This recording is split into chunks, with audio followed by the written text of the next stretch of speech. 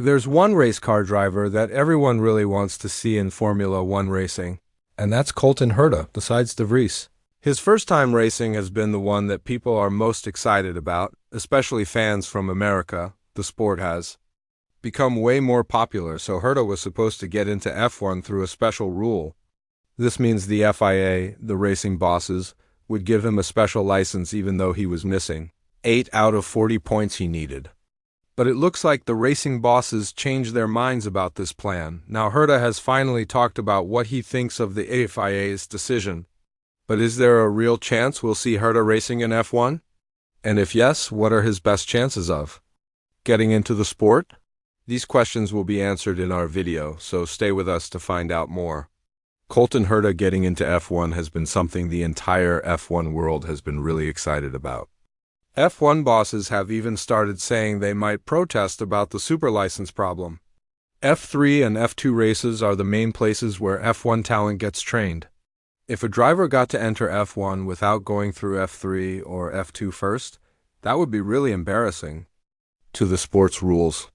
At least that's what many F1 bosses and some drivers like Nick De Vries think about this, but Herta not being allowed in the sport has been criticized by many American drivers. One of them actually raced in F1 and is still the last American driver in F1, and that's Alexander Rossi. Besides him, Graham Rahal, who races in IndyCar 500 right now, went as far as saying that F1 is a sport only for rich people and that money is the only thing the sport wants from America. Darn right, F1 is a sport for rich people. They don't want us. Remember that. They want American companies' money, they want rich American people's money, but they don't care about the rest of us. It's always been that way and always will be. And for those who want to say Herta didn't earn the right, you're wrong. He's talented, maybe more than the rest. He's a proven winner. He came to the top and he's done really well. F1 has had people who bought their way in for years who aren't even close to being as good as Herta. Those are facts. Finished Graham. On top of that, Alexander Rossi said, "I've kept my mouth shut long enough, so here goes. I'm so sick and tired of this back and forth about super license points." The whole point of it was to keep people from buying their way into F1 and let talent be the reason people get in. That's great. We all agree. Colton has the talent and ability to be an F1 driver. That's also great, and he should get that chance. If someone offers it to him, period. It's clear that American drivers are really angry with the FIA's decision. But from what we've learned, they might be a little too emotional about the situation. Is Herta talented enough to get into F1? Yes, nobody doubts that. He's been in a couple of F1 test drives, and he's proven he can handle the challenge. Does Herta have the super license, which is what you absolutely need to get into the sport? No, which is why the FIA can't just hand out super licenses like they're candy. Should the FIA change the rules about super license points for drivers who aren't in Formula racing, like IndyCar 500 drivers? Probably yes. Now that the market in America has become very popular, it would be sad if F1 misses out on the opportunity it worked so hard to create. But now that it's clear Herta won't race in 2023 with AlphaTauri, what choices does he have?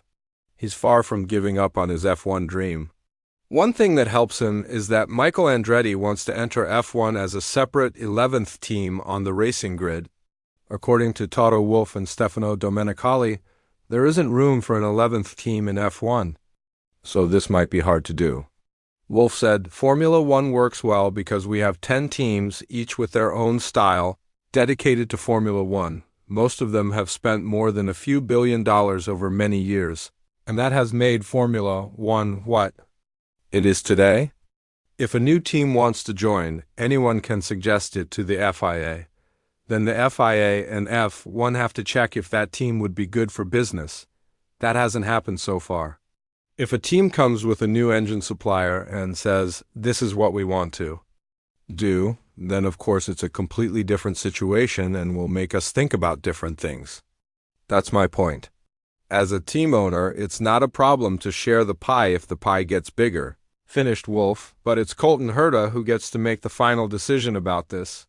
He talked a lot about his chances in the F1 world, and he also talked about the possibility of getting into the sport under Andretti's name. After all, why not? Both of them are American, which means it will be a huge plus when it comes to getting sponsors and money.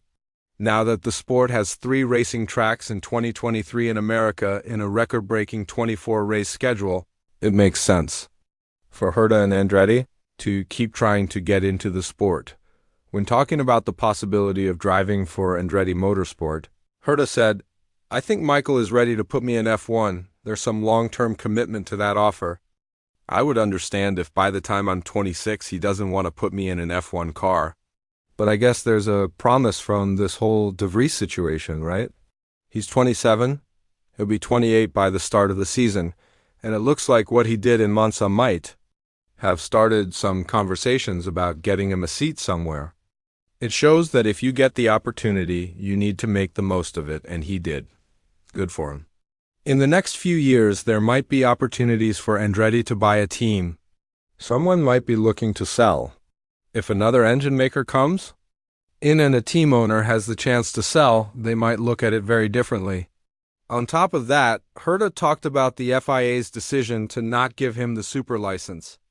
According to him, it happened because certain F1 teams put pressure on them, and the FIA doesn't want to make those teams mad. He added, "At the end of the day, it's decision. They listen to the teams a lot, but it's the FIA's choice about super licenses.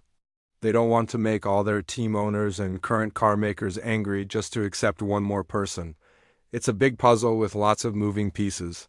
I would never feel sad that I spent my career in IndyCar, but I've always said there are lots of different things I want to do in my racing career, and not many of them are part of IndyCar. I enjoy doing all these long endurance races. I'd love to have a shot at Le Mans, and I wouldn't be against doing the Daytona 500 or a NASCAR race on a road course.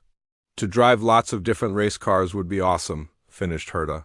But the most important thing is that Herta understands the situation overall. He said the last thing he wants is to be remembered as the FIA's special exception when he starts racing in F1. We've seen what happened with Nicholas Latifi and how much hate he gets just because he stays in the sport because of his father's money. That's probably the last thing Herta wants people to say about him if he made his F1 debut. He said, "I can understand the FIA's position. I just feel that IndyCar isn't represented fairly in the super license point system. But from their point of view, with the current point system, I get it, and I don't want to come in as an exception. I think it would have been possible to do something like Formula Regional Asia, but I feel like I shouldn't have to go race in a training series. I've been a professional driver for 4 years, so I didn't really think about it," finished Herta. What do you think is next for Colton Herta and for F1 in general? Do you think Herta has a chance to race in F1 sooner rather than later, especially with Andretti Motorsport trying to be the 11th team on the grid? Let us know in the comments below. Want to know more about F1?